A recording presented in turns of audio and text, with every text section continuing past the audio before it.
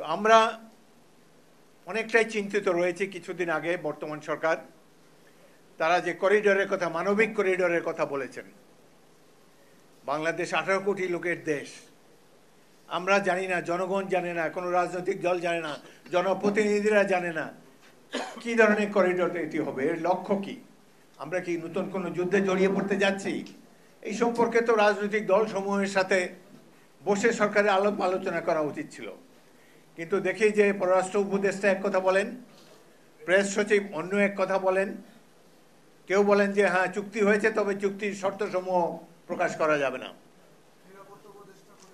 আবার আরেক উপদেষ্টা বলেছেন যে না, আমরা এখন পর্যন্ত এই করিডোরের ব্যাপারে কোনো চূড়ান্ত মতামত এখনো দেই নেই। জনগণ অন্ধকারে আছে। এটা কি ধরনের সরকার? আমরা গণতান্ত্রিক পরিবেশে অভ্যস্ত। গণতন্ত্রের জন্যই তো 16 বছর সংগ্রামের পর এই মাফিয়া সরকারকে আমরা বিদায় করেছি। এখনো কেন আমরা অন্ধকারে থাকবো? সবচাইতে জনপ্রিয় দল বিএনপি, আমরাই জানি না যে কিসের জন্য এই করিডোর, কি হবে। আমরা কিন্তু যুদ্ধে জড়িয়ে পড়তে যাচ্ছি। তবে আমাদের মোট কথা শক্তি অর্জন করতে হবে। মিয়ানমার 6 কোটি লোকের দেশ, আমরা 18 কোটি লোকের দেশ। আমাদের এত বড় সেনাবাহিনী কি জন্য আছে? তাদের কি প্রকৃত ট্রেনিং আছে কিনা? আমরা কি খালি খাল উদ্ধার করব, নদী উদ্ধার করব, রিলিফ ডিস্ট্রিবিউশন করব, ব্রিজ বানাবো, এসব করব না? আমাদের মূল কাজ যেটা, জনগণকে শক্তি সামর্থ্য দিয়ে স্বাধীনতাকে অক্ষুণ্ণ রাখবো, এই ব্যাপারে রাষ্ট্রীয় সিদ্ধান্ত প্রয়োজন।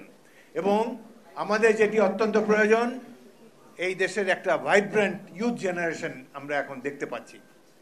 বাংলাদেশের অনেক সময় এমন এমন রাজনৈতিক দল আসে যারা দেশের স্বার্থ বাদ দিয়ে প্রতিবেশী রাষ্ট্রের স্বার্থ উদ্ধারে ব্যস্ত হয়ে যায়। এই ক্ষেত্রে আমরা আবারও উদাত্ত আহ্বান জানাতে চাই। এই সভা থেকে সবাইকে আহ্বান জানাতে চাই যে আমরা জাতীয়তাবাদী চেতনায় উদ্বুদ্ধ হয়ে বাংলাদেশকে একটি শক্তিশালী রাষ্ট্রে নিয়ে যেতে চাই। আমরা ঐক্যবদ্ধ থাকতে চাই। কোনো ধরনের আগ্রাসনের সাথে আমরা জড়িত হব না। দেশের সামগ্রিক অর্থনৈতিক মুক্তি আমাদের লক্ষ্য।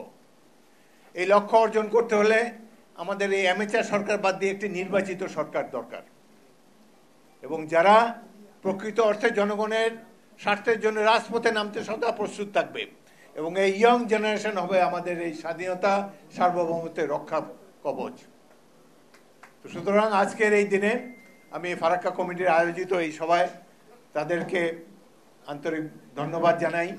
এই ধরনের একটি গোলটেবিল বৈঠকের আয়োজন করার জন্যে। আগামী কয়েকদিন পরেই ফারাক্কা মার্চের একটা অনুষ্ঠান তারা করতে যাচ্ছেন। আমাদের সকল ধরনের সহযোগিতা তাদের প্রতি থাকবে। মৌলানা ভাসানী আজ নেই, জেনারেল প্রেসিডেন্ট জিয়াউর রহমান আজ নেই, কিন্তু বাংলাদেশ আছে, জাতীয়তাবাদী দল আছে, বেগম খালেদা জিয়া আছে, এই দেশে জাতীয়তাবাদী জনগণ আছে। আমরা যেহেতু একটি মাফিয়া সরকারকে সরাতে সক্ষম হয়েছি, এই দেশের স্বাধীনতা সার্বভৌমত্ব ইনশাআল্লাহ আরও মজবুত আমরা করব আমাদের মিলিত ঐক্যের মাধ্যমে। আপনাদের সবাইকে অসংখ্য ধন্যবাদ।